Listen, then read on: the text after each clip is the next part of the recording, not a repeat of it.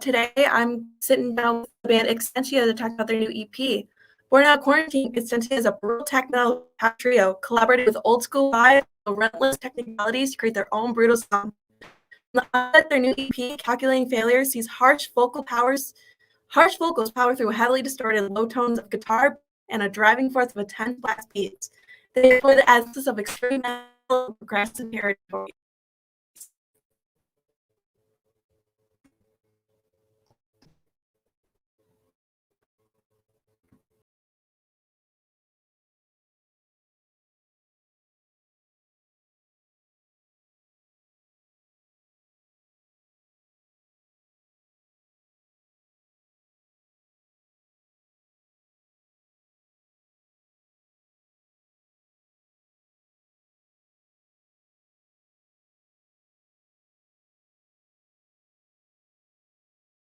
Guitarist in Extra, right? A majority of the music side of things. The other co-founder would be Jacob, the drummer, and then we have our bassist Mike as well. I can go a little further in the background. Okay.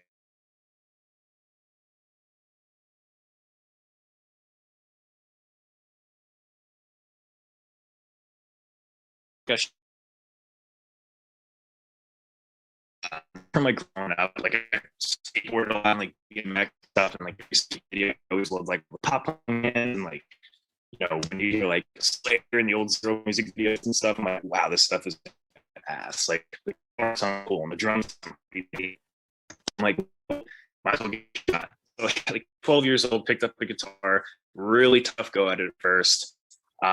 But I was inspirations of playing in band, putting out records, and potentially becoming like a rock star lifestyle kind of thing. But ultimately, it was always just an interest in the music itself. So Awesome. And then how did Existentia start? So Jacob the drummer, we've been playing music for like just in projects and whatnot.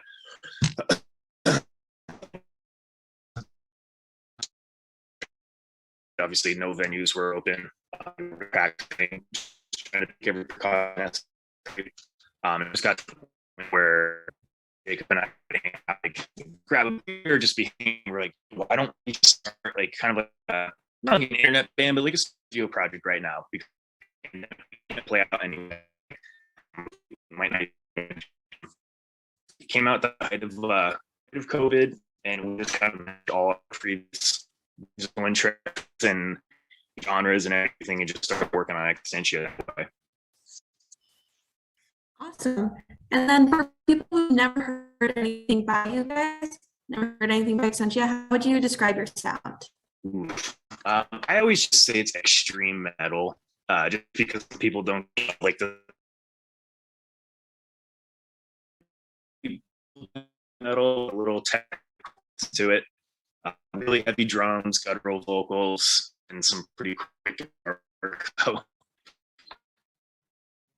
Awesome. And then what are your personal heroes? Yeah, I mean, like growing up, just in general, like obviously like Black Sabbath and Ozzy, and like, you know, all the traditional metal guys, Randy Rhoads and whatnot.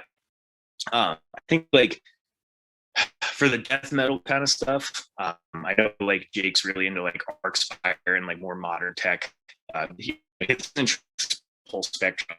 I'm a little bit more on the old school side, like Obituary and Slayer, and Mike likes the whole gambit too, between like Over and Entombed and bands like that as well. So, but it's a mix between the traditional and some newer modern stuff. All right. And what's an artist that you dream to have a collaboration with? Coldplay. No, I'm kidding. I do like Coldplay, but not for this band. Yeah, I don't know. That's a real tough one. I mean, because part of me would want to say like, obviously, like that traditional metal band that really inspired me over the years, like Testament or Anthrax or Slayer or something like that. but I think just within the genre, I kind of that's a call. Maybe someone like outside of the genre would be kind of cool. Maybe the singer from Metric. That would be kind of neat. Do something like that. That's cool. And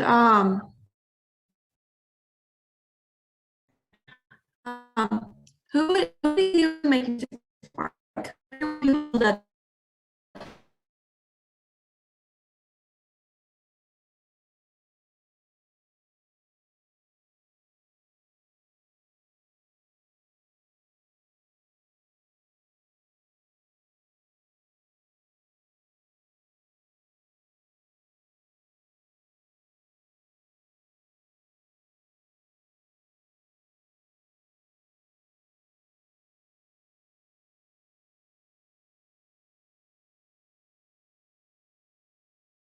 From it yourself. So it's a little 50-50 mix, I guess. Audience and internal band member stuff. Awesome. And how would you describe your creative process? So since we're only a three-piece, you know, I usually come up with the guitar riffs and stuff. I do a lot of like, it sounds freaking weird, but a lot of like just humming and whistling in the voice memos to get some melodies, or just sit at a computer or sit at a laptop with a MIDI controller and just kind of play around on a piano to kind of get some ideas. But you know, typically I'll try to flesh out like the structure of the song, like just like the skeleton of it. And then I just do like quick pitches to everyone in the band. Hopefully they like it. And you know, sometimes they hate it, which you know, let down. But for the most part, it's usually like a soft introduction with a little wireframe of a song. So. And has the pandemic changed how you make music at all? Oh yeah, definitely. I mean, that was a lot of email correspondence, for sure. That was a big thing. You know, even though we all took our necessary precautions and you know we hung out, it was still like relatively distanced and whatnot.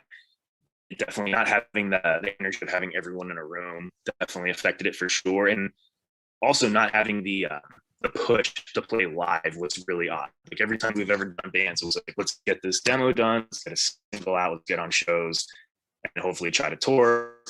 And this time around, it was like, well, we could put it on the internet. So we kind of take our time now, and like we're not really in a rush to kind of shove it down people's throats. But it's definitely an interesting plot twist. Mm-hmm. Do you think that what you've learned through your experience making it through this last making music within this last year, do you think these are tools and new skills that you have?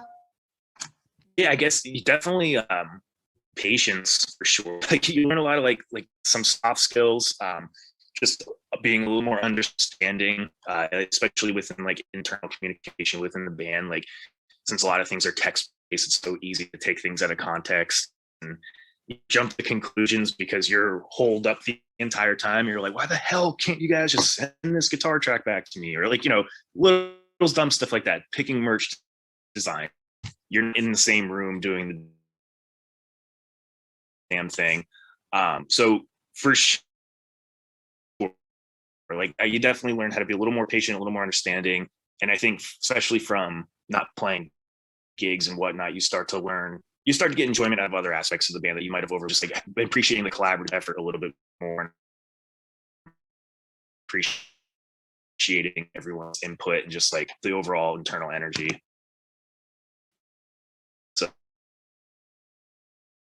Ever given about making music and being a musician? It's actually funny. It's this saxophonist named Eric DeFade who lives in Pittsburgh. I guess he was like a pretty big name. He played for Mariah Carey and stuff. Like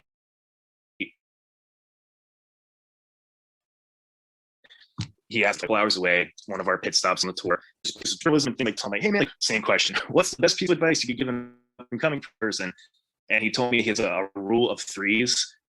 Where the gig, or it has to be either good money, good people, or good music. So it's either like, you know, if you're playing with people you really like and music's good, he'll take a gig. Where